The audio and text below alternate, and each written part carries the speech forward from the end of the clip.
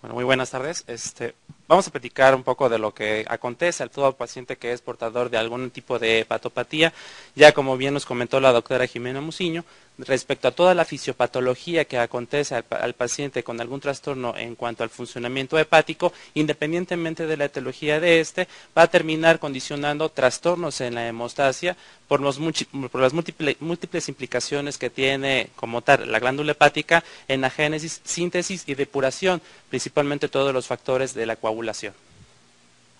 ¿Tienes el recuerdo?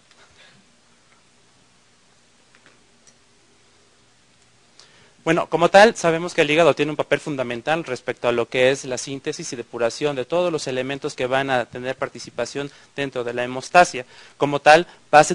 a sintetizar la mayor parte de los factores de la coagulación, algunos de los factores de anticoagulantes, algunas proteínas fibrinolíticas y sus inhibidores tal cual. La participación que tiene en cuanto a la síntesis de los factores K dependiente, principalmente el factor 2, el factor 7, el 9 y el 10, básicamente va a ser trascendental en lo que es la génesis de los trastornos de la coagulación, y básicamente aquí va a ser la piedra angular en cuanto al monitoreo respecto al factor 7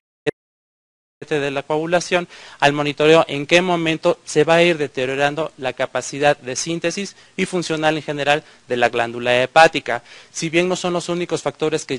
se llegan a generar dentro de esta glándula, también el fibrinógeno juega un factor predominante dentro de la fisiopatogenia que acontece en los trastornos de la coagulación. Asimismo, algunos otros factores, principalmente los que intervienen en la anticoagulación, particularmente la proteína C, la proteína S, la proteína Z, y también aquellos factores que van a impactar directamente dentro del sistema fibrinolítico, como es el plasminógeno y la alfa-2 antiplasmina, ¿sí? El sistema retículo-endotelial hepático va a jugar un papel importante respecto a la depuración de todos los factores derivados de la coagulación. Parte de este mecanismo, cuando llega la disfunción del mismo, va a generar lo que muchos han denominado como un estado de coagulación intravascular diseminada de bajo grado. En algún momento en que aquel paciente se llega a ver afectado por alguna injuria, llámese un proceso infeccioso, algún estado inflamatorio o algún evento traumático o un procedimiento quirúrgico, se va a exacerbar toda esta disfunción, y es con ellos que nosotros nos vamos a enfrentar ahora sí a serios problemas por todos los acontecimientos que se van a presentar en el momento en que se exacerba la disfunción dentro del sistema de la coagulación.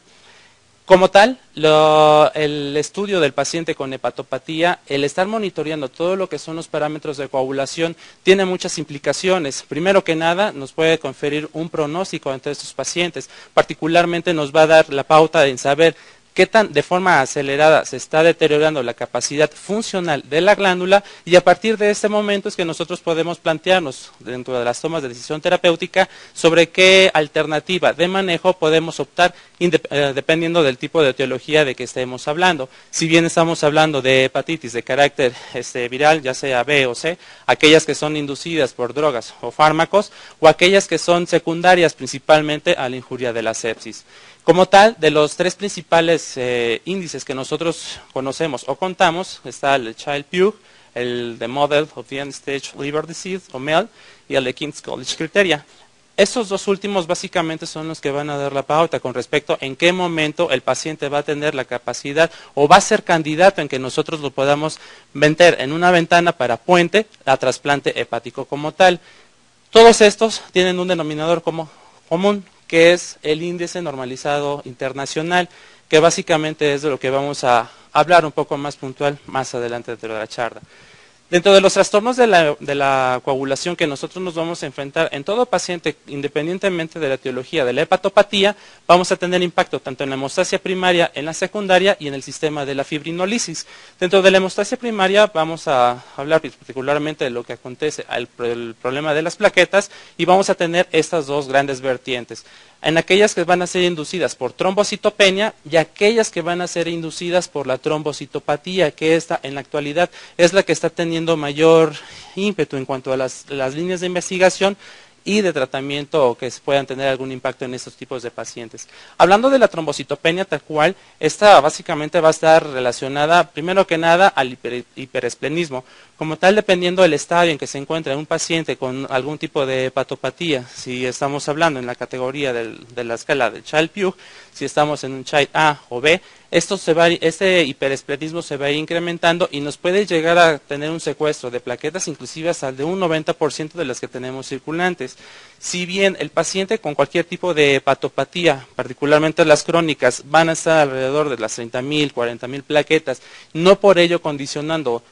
sangrados de forma espontánea, al momento en que el paciente se ve expuesto a algún tipo de injuria, esto se va a ver deteriorado y entonces es donde viene todo el desenlace de complicaciones de sangrados espontáneos como tal.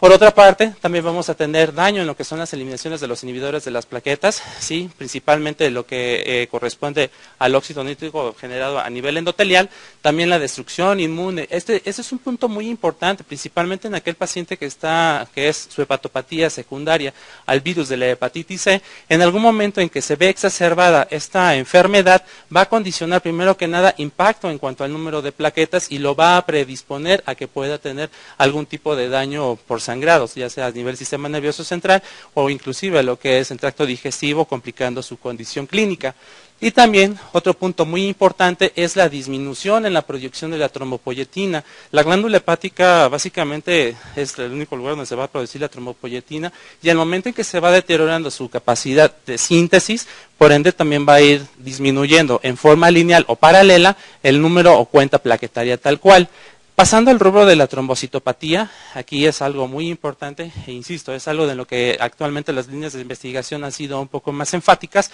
Vamos a tener un defecto plaquetario intrínseco, ¿sí? Principalmente con daño en la transmisión a través de la membrana plaquetaria, y esto va a ser con la expresión de las diferentes glucoproteínas, primero que nada que nos van a inducir o se van a inducir en lo que es desde la fase inicial de la cascada de la coagulación, al reconocer dónde se encuentran las lesiones a nivel endotelial y posteriormente cómo es que se desencadenan el resto de las expresiones del resto de las glucoproteínas, principalmente el receptor alfa-2b beta-3, en los cuales básicamente va uno a incrementar la expresión a través del factor de von Willebrand y por ende también la expresión del tromboxano A2. Y con esto va a condicionar la mayor agregación plaquetaria, condicionando o fortaleciendo lo que es el coágulo primario. También vamos a ver que se van a ver incrementados los productos de la degradación de la fibrina. Esto particularmente acentuado a aquel paciente portador de una hepatopatía crónica, como habíamos comentado previamente, que se ven expuestos a un estado de coagulación intravascular diseminado de rango leve. Al momento que se ve expuesto a esta injuria, se va a exacerbar y por ende van a empezar el consumo exagerado o exacerbado de lo que son las plaquetas también. También va a verse alterado la liberación del factor 3 plaquetario y, como habíamos comentado, la liberación deficiente del tromboxano A2 y también el incremento en la síntesis de la prostaciclina, que esto va a disminuir la agregación plaquetaria tal cual. A forma de ejemplificar esto que les he comentado, básicamente vemos cómo a través de la glucoproteína 1B, al momento en que se detecta una lesión en el endotelio, va a ser la primera proteína que lo va a reconocer y va a fijar a la plaqueta y a su vez va a expresar el resto de las glucoproteínas o receptores que van a incrementar la agregación plaquetaria a través del primer estallido del factor de von Willebrand y la liberación del tromboxano A2. Al momento en que nosotros estamos expuestos a algún tipo de injuria que venga en detrimento el estado o condición clínica, como los comentaron en la fisiopatología previa,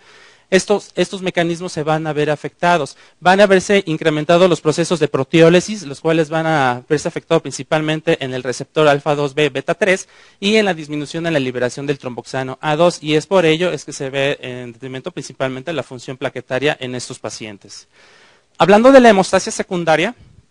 vamos a enfrentarnos a esas alteraciones. Primero que nada, la disminución en la síntesis de factores de la coagulación, ¿sí? En la producción anormal de los factores de la coagulación, como habíamos comentado previamente, principalmente en aquellos factores de coagulación que son K-dependientes, van a existir ciertas alteraciones, principalmente en la carboxilación, en la gamma carboxilación de estos factores de coagulación. Primero que nada, estamos hablando de pacientes que regularmente están con deficiencias nutrimentales, y en otra, cuando estamos expuestos también a trastornos en la absorción de estas vitaminas liposolubles, es que se ve detrimentada la síntesis de la gamma carboxilación. Uno, para la producción, o si llega a ser deficiente estas, son factores de coagulación que, aunque estén circulando en el torrente sanguíneo, no van a ser capaces de fijarse a lo que es el calcio, condicionando su mecanismo de acción propiamente dicho. Otro de los factores que nosotros vamos a enfrentar aquí es también el daño en la depuración de los factores de coagulación, principalmente ante las alteraciones que vamos a encontrar en el sistema retículo endotelial a nivel hepático y también con el aumento del consumo de los factores de coagulación a través de los mecanismos de coagulación intravascular diseminada, independientemente de la severidad de este. En el aspecto de la fibrinólisis, nosotros vamos a tener disminución en la producción del plasminógeno, también en el daño en la depuración de los inhibidores del plasminógeno y principalmente disminución en alfa-2 antiplasmina, que básicamente va a ser el freno de todo este mecanismo fisiopatológico. Dentro de la coagulación intravascular diseminada, vamos a encontrar la producción de sustancias procoagulantes por la destrucción de las células hepáticas, igual exacerbado por las endotoxinas que van a verse involucradas en la circulación portal, principalmente esto por la translocación de lipopolisacáridos a través del tanto el tracto digestivo, hablando del intestino delgado como el intestino grueso, y daño en la depuración de los factores de coagulación activado. Como tal, una de las particularidades que va a tener en cuanto a la deficiencia en la síntesis de estos factores va a ser la disminución de aquellos anticoagulantes, principalmente la proteína C, que va a ser la primera que se va a ver afectada, y también lo que es la antitrombina. El incremento de las citocinas también va a magnificar todas estas alteraciones, particularmente mediado tanto por la interleucina 6 como el factor de necrosis tumoral, y con ello van a venirse eventos concomitantes como puede ser sepsis o fístulas periarteriovenosas que van a condicionar o van a exacerbar toda la cascada de la coagulación intravascular diseminada. Como tal, también sabemos que el hígado es uno de los principales órganos o el principal órgano en cuanto a la depuración de las citocinas, y estas son las que principalmente van a estar implicadas en toda esta fisiopatogenia, la interleucina 6 y el factor de necrosis tumoral. Juntas van a conducir a través de vías de señalización, que en un esquema adelante vamos a enfatizar, daño tisular y fibrosis, y con ello mayor deterioro en la capacidad de síntesis de la glándula hepática de todos estos factores de la coagulación. Ejemplificando todo eso que les comento, todo paciente con una hepatopatía crónica va a llegar en un momento determinado, ya sea por múltiples factores crónicos, como es la desnutrición, el hecho de exponerse a sustancias tóxicas, particularmente en este caso el alcohol, van a predisponerlo, primero que nada, a desarrollar hipertensión portal. En segundo lugar, el grado de desnutrición y el grado de proliferación bacteriana dentro de la luz intestinal va a favorecer que a través de que vayan a migrar estos lipopolisacáricos al torrente circulatorio portal, y con ello van a llegar a las células de Cooper. Estos lipopolisacáridos se van a unir principalmente al receptor CD14, que junto con el receptor similar a TOL, el número 4,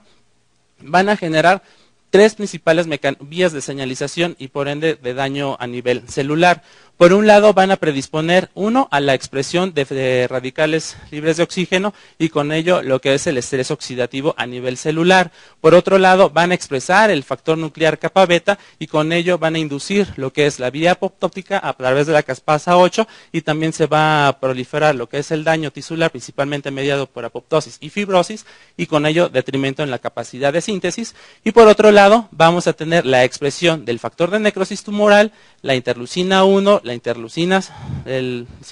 6, ¿sí? Y el factor de crecimiento de tipo beta, y con ello vamos a convertir todo eso en un círculo vicioso, y dependiendo qué tan grande sea o qué tan exacerbada sea esta reacción o exposición a lipopolisacáridos o dependiendo de la virulencia de la bacteria que estemos hablando, si no llega el paciente a una ventana de oportunidad terapéutica, esto se vuelve un círculo vicioso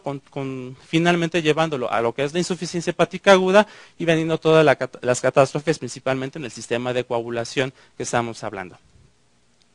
Si bien vemos que los pacientes con cualquier tipo de hepatopatía van a estar expuestos a todas estas alteraciones y que van a tener un impacto directo con respecto a la hemostasia. Por un lado vamos a tener alteraciones en los factores anticoagulantes y procoagulantes, por otro lado lo que es el sistema antifibrinolítico y profibrinolítico, y todo esto puede ser exacerbado primero que nada por incremento en la hipertensión portal, el desarrollo de falla renal aguda, ¿sí? La presencia de infecciones, ¿sí? Y algunas otras alteraciones que que ya hemos comentado, principalmente la disfunción de las plaquetas o la trombocitopenia, el metabolismo lipídico, principalmente por la apoliproteína E, que juega un papel fundamental en la expresión de ciertos factores de adhesión plaquetaria, y esto básicamente es lo que nos va a llevar a la claudicación en cuanto al sistema hemostático en los pacientes portadores de hepatopatías. Para nosotros poder monitorear y estratificar un riesgo de sangrado, básicamente nos valemos de estos estudios de laboratorio, lo que es el tiempo de sangrado, el recuento plaquetario, el tiempo parcial de tromboplastina activado, el tiempo de protrombina con el índice internacional normalizado o estandarizado, el tiempo de trombina y los dímeros D. Si bien estos nos pueden dar una idea de cómo se encuentra la capacidad de síntesis en un momento determinado del paciente, y como le habíamos comentado previamente, podemos estratificar aquellos pacientes que puedan ser potencialmente candidatos a un trasplante hepático, básicamente tenemos la determinación de los tiempos de coagulación en un tiempo estático. Realmente no tenemos cómo es el comportamiento dinámico en cuanto a la hemostasia en un paciente en particular. Si bien sabemos que lo más utilizado para estimar cómo se encuentra particularmente el factor 7 de la coagulación es el tiempo de protrombina, el índice internacional normalizado está diseñado para estandarizar a pacientes que son sometidos a anticoagulación con agentes directamente con lo que son inhibidores de la vitamina K. No así para pacientes con hepatopatías. A través de estas controversias con respecto al monitoreo y sobre todo a la estratificación de los pacientes con riesgos de sangrados, han surgido una serie de trabajos que la propuesta es realizar un índice normalizado, pero en pacientes hepatópatas que sí nos puedan estandarizar en tiempo más fidedigno de cómo se está comportando el sistema de coagulación como tal en este tipo de pacientes. Si bien en el momento actual que contamos únicamente con esto, podemos o sobreestimar o infraestimar la función hemostática de un paciente en un momento determinado. Este es de los estudios que han servido como prototipo para lo que les acabo de comentar, y la propuesta es básicamente eso, no utilizar lo que es el índice el internacional normalizado, convencional, sino utilizar el índice normalizado, lo que son en pacientes hepatópatas. Como tal, el diseño de este estudio fue en 57 pacientes, con todos portadores de hepatopatías, se juntaron el plasma todos estos y se calibraron los equipos para cuantificar el tiempo de protrombina, y en base a esto sí se vieron ciertas alteraciones, o más bien ciertas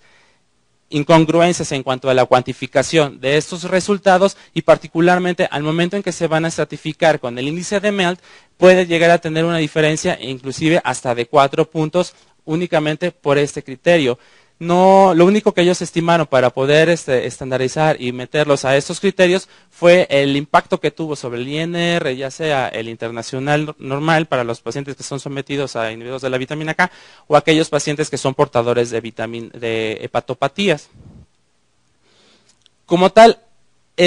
como habíamos comentado previamente, todo paciente con alguna hepatopatía crónica que en un momento determinado se ve exacerbada cualquier tipo de injuria, ya sea por un proceso infeccioso, por un evento traumático, aquellos que son sometidos a procedimientos quirúrgicos, ¿sí?, van a requerir algún manejo determinado en una unidad de cuidados intensivos. Realmente el espectro, la batería de tratamiento que nosotros contamos para poder hacer frente a esos pacientes sigue siendo muy limitada. Inclusive algunos de ellos son utilizados muy puntualmente en alguna fase de la evolución de las discrasias sanguíneas que llegan a generar estos pacientes. Algunos de ellos que pueden llegar en una ventana de oportunidad terapéutica se van a ver beneficiados con alguno de ellos, si no es que con todos en un momento determinado, y algunos de ellos, a pesar de que implementemos todas estas baterías de medicamentos, van a llegar al estadio refractario y finalmente pueden llegar a fallecer producto de un sangrado. Como tal, contamos primero que nada con lo que es la vitamina K. Básicamente esta va a ser reservada a aquellos pacientes que no tengan una falla hepática tan acentuada y que todavía básicamente sea mediada su falta de carboxilación, primero que nada por la deficiencia de la vitamina. Al momento en que nosotros administramos de manera exógena esta vitamina, va a recuperar esta capacidad de carboxilación y por ende la génesis o la síntesis de los factores de coagulación, principalmente básicamente lo que son los K dependientes. Con respecto al plasma fresco congelado, Actualmente siguen igual siendo de los productos sanguíneos con los que se encuentran, el que más vamos a utilizar en un paciente que va a presentar una discrasia sanguínea en hepatopatía aguda. Como tal, el plasma fresco congelado nos va a proveer de prácticamente todos los factores de la coagulación, sí, principalmente lo que son los K dependientes. El principal limitante que va a tener este es el volumen que se requiere para poder corregir lo que son los tiempos de coagulación. Son dosis estándares de 15 a 20 mililitros por kilogramo de peso, y este volumen lo tenemos que estar pasando aproximadamente cada 6 o cada 8, y esto principalmente por el tiempo de vida media que tiene el factor 7, que es de aproximadamente de 6 horas, y por eso aquellos pacientes que se ven alterados principalmente con hipertensión portal, con sobrecarga hídrica, y más aún aquellos pacientes que tenemos con problemas por sobrecarga porque puede llegar a claudicar el miocardio o con edema cerebral, va a ser una de las principales restricciones que nosotros vamos a poder manejar, principalmente por el volumen que se tiene que manejar. Aparte, la exposición a procesos infecciosos, principalmente virales, o el desarrollo del trali o lo que es el taco, también es una de las otras consideraciones que habrá que poner en la balanza al momento que nosotros hagamos la intervención de estas características. El concentrado de complejo protrombínico activado realmente es un producto que está no tan a la mano como recurso terapéutico en muchas entidades hospitalarias, y el principal inconveniente que tenemos con esta es que también va a conferir ciertas actividades protrombóticas y que habrá que tener muy puntual cuidado en el sentido del momento de administrar este producto. El factor 7 activado recombinante, el cual vamos a hablar un poco más adelante, es actualmente de las principales líneas de investigación, pero igual su tratamiento va a estar restringido en aquellos pacientes que tengan discrasias sanguíneas o trastornos de la coagulación, en una hepatitis, en una falla hepática aguda, y que vayan a ser susceptibles de alguna intervención, llámese colocaciones de catéteres o tornillos para el monitoreo de la presión intracraneana, aquellos pacientes que se requieran poner dispositivos de carácter invasivo, como puede ser un angioexceso venoso central, una línea arterial, o que se tenga que hacer alguna punción terapéutica. Básicamente son los trabajos que se han realizado hasta el momento y que se ha visto resultados favorables con respecto al factor 7 activado recombinante.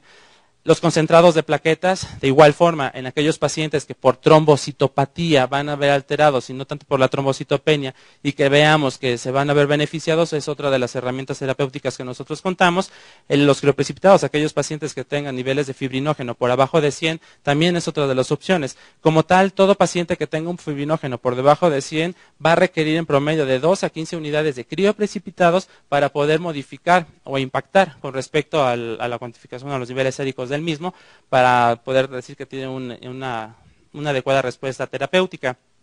La desmopresina habitualmente está acompañada con los concentrados plaquetarios, y esta básicamente nos va a servir para incrementar o expresar principalmente el factor de von Willebrand y que tengan mayor capacidad de adhesión a estas plaquetas. Las heparinas con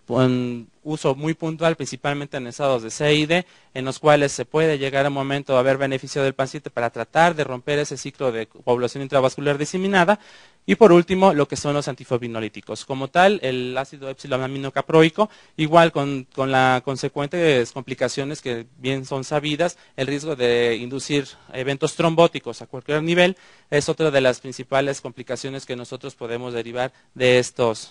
tratamientos. De las recomendaciones para el uso del plasma fresco congelado, como les comentaba, básicamente van a ser coagulopatías y hemorragias graves que van a poner principalmente en peligro la vida del paciente, y si bien no contamos con algún otro tipo de estrategia terapéutica de las comentadas previamente, en la prevención de hemorragia por coagulopatía, principalmente aquellos pacientes que ya vemos que tienen detrimentado o alargado principalmente tiempo de tromboplastina o el TTPA, básicamente van a ser para corregir y reducir el riesgo de que puedan llegar a presentar un sangrado significativo o masivo. En la prevención de hemorragias en insuficiencia hepática aguda, si el pronóstico llega a ser bueno en algún momento determinado, en las hemorragias inducidas por hiperfibrinolisis y que no puedan ser tratadas únicamente con el plasma y que requieran, aparte del plasma fresco congelado, la adición de algún antifibrinolítico como los que hemos comentado, y las dosis que hemos comentado también, ¿no? Que van de 10 a 20 mililitros por kilogramo de peso, y esto básicamente, insisto, va a estar en algunas ocasiones limitado en aquellos pacientes que tengan riesgo de sobrecarga circulatoria. De los usos actuales que se le está dando al factor 7 recombinante activado son, como les había comentado, aquellos pacientes que van a requerir algún tipo de intervención de carácter invasivo, insisto, en aquellos pacientes que desarrollen hipertensión endocrinal, ya sea por hiperamoemia, que requieran el monitoreo de la presión intracraneana para la colocación del tornillo, esta es una de las buenas opciones si tenemos el riesgo de sobrecarga circulatoria. Aquellos pacientes que se les tenga que colocar el angioacceso venoso central e inclusive aquellos pacientes que requieran ser sometidos a un procedimiento quirúrgico urgente, puede llegar a ser alguna de las opciones terapéuticas en algún momento como profiláctico o para reducir la cantidad o el nivel de daño o el sangrado que se pueda llegar a tener. Existen protocolos, por ejemplo, en pacientes que van a ser sometidos a trasplante hepático, en los cuales se ha utilizado el factor 7 recombinante con muy buenos resultados. Todavía existe mucha controversia en cuanto a la dosis que se va a administrar de esos pacientes. Hay estudios que han recomendado la dosis de 20 microgramos por kilogramo de pesos y hay estudios que han utilizado hasta 140 microgramos por kilogramo de pesos y realmente los eventos trombóticos que han desarrollado los pacientes sometidos a ese tipo de intervención han sido mínimos, ¿sí? Entonces, como tal, si bien es un recurso en muchas ocasiones restringido a ciertos grupos hospitalarios, no deja de estar dentro de la cartera de opciones terapéuticas en un momento determinado que nosotros podemos ver beneficiado a los pacientes, sobre todo en aquellos que tengan riesgo de sobrecarga circulatoria. Como bien habíamos comentado, independientemente de la causa o etiología que condicione la insuficiencia o las discrasias sanguíneas en los pacientes con hepatopatía, todo paciente va a desarrollar algún trastorno de la coagulación. Es puntual en aquellos pacientes que, principalmente aquellas que llegan en un ámbito hospitalario y con riesgo de sangrado, como vimos en la gráfica, en lo cual los lipopolisacáridos juegan un papel importante con respecto al deterioro en la capacidad de síntesis de los pacientes con hepatopatías. Hay estudios que han demostrado que en aquellos pacientes que llegan con un proceso infeccioso activo, si no se les da el beneficio de una adecuada terapia antimicrobiana, el riesgo de resangrado se incrementa de manera exponencial. A pesar de que sean sangrados de carácter mecánico, principalmente estos por varices esofágicas, el riesgo de resangrado se incrementa y a pesar de las diferentes estrategias, principalmente con concentrados eritrocitarios, plasma feso congelado, crioprecipitados o inclusive algunos llegando a utilizar el factor 7 recombinante, llegan a ser refractarios. Básicamente esto es de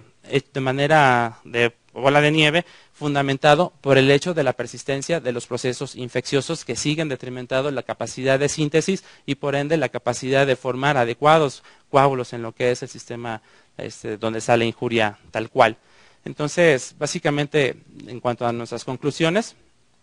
las alteraciones en cuanto al sangrado de los pacientes con hepatopatía, como vimos, es una entidad multifactorial que va a estar que puede llegar a estar exacerbada por fármacos, procesos infecciosos, procesos traumáticos, ya sean de carácter no intencional o iatrogénicos, aquellos que son sometidos, por ejemplo, a procedimientos quirúrgicos. Es una complicación de muy alta morbimortalidad y que, bueno, como tal, como ya hemos visto, las opciones terapéuticas con las que contamos realmente son muy limitadas y dependiendo la ventana terapéutica con la que llegue el paciente, algunas de ellas van a ser inclusive refractarias a todo tipo de manejo, condicionando o incrementando lo que es la mortalidad de estos pacientes. Pues bueno,